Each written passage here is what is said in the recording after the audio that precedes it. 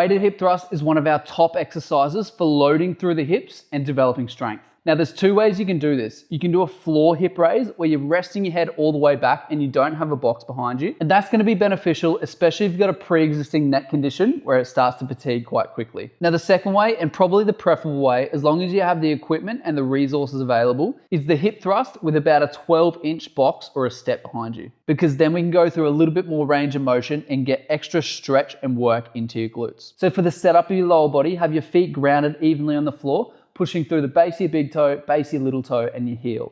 Your knees are bent at roughly 90 degrees. Any closer towards you, you're gonna get a lot more work through the quads.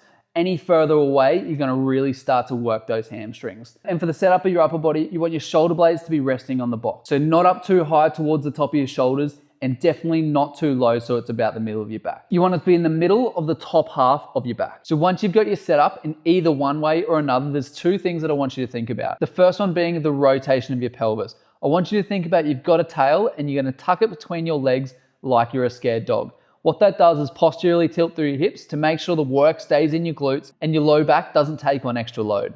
The second thing before getting started is tucking your chin.